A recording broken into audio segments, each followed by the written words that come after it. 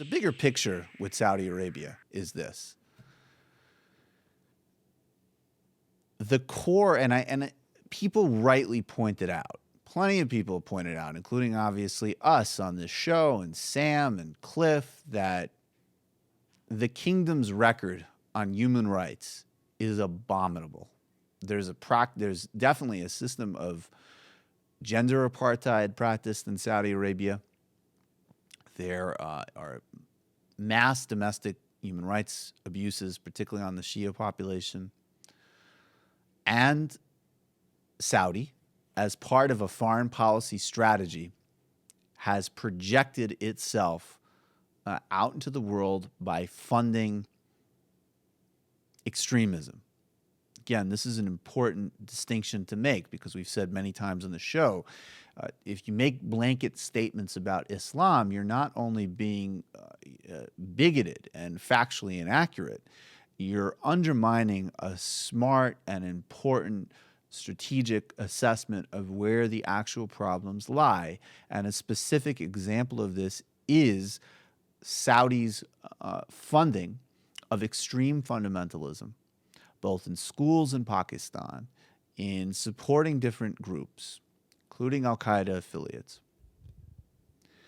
that push an exclusivist, fanatical, literalist, Sunni agenda that is a problem for the region. Now, this is a geostrategic choice by Saudi Arabia.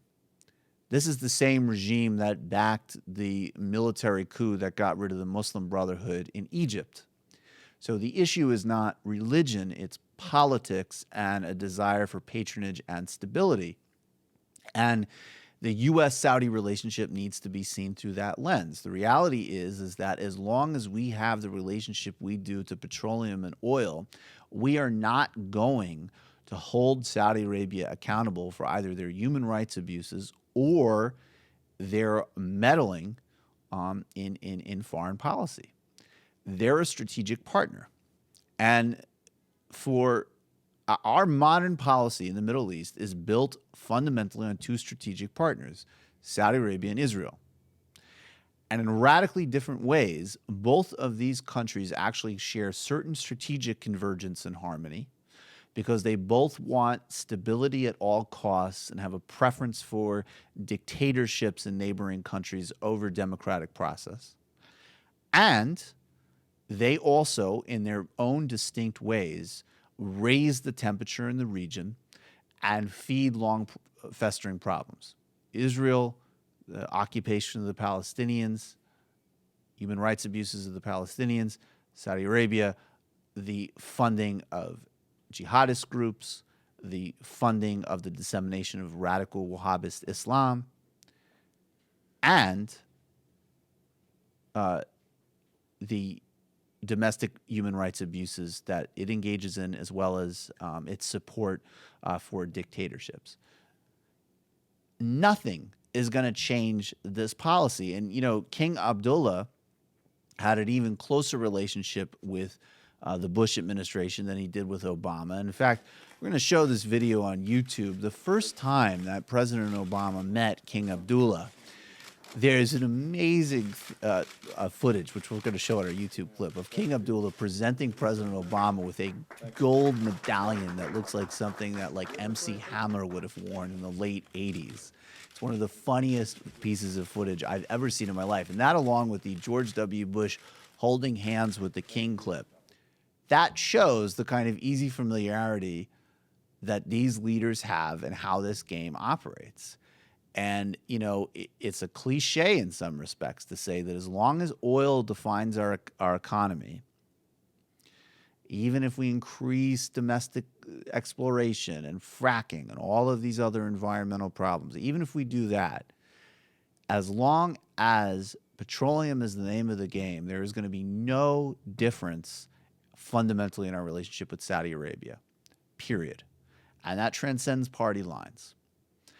And if you want to understand how Saudi works, you have to realize it's an alliance of a family, a monarchy that grew out of essentially a tribe of warlords that made an alliance with a radical, extremist, revivalist preacher who taught a incredibly literalist and fanatical stream of Islam called Wahhabism, which is absolutely not in the mainstream of Islamic teachings. They joined together and they have formed modern Saudi Arabia. And basically, the monarchy goes and they party all over the world, and they live incredibly decadent lifestyles. And then there's some social safety nets for the population and some patronage. And then the religious establishment is placated through disseminating these radical teachings as well. And that's the dynamic in Saudi Arabia. And that dynamic is not going to get broken through really anything other than a radical rethink in energy policy. And I have to just also acknowledge before I wrap this up that it's right to call out King Abdullah. And his policy and his record was awful. And the monarchy is a major problem. And it fuels all sorts of things, from terrorism to anti-Semitism to abuse of women's rights. But the reality is that within context, he was a reformer within that system. His pushing women's, universities and things like that was significant within the context of that system. And that should just show you how utterly corrupt and flawed from the beginning that system is. And that's the reality of it. But you're not going to see any senior U.S. foreign policy maker say that or act on that until we move to a genuinely renewable economy. And even Saudi strategists see this too. That's why King Abdullah also invested in solar energy. And some of the more far-thinking ones there are thinking about that as well. But that's the bigger picture with Saudi Arabia.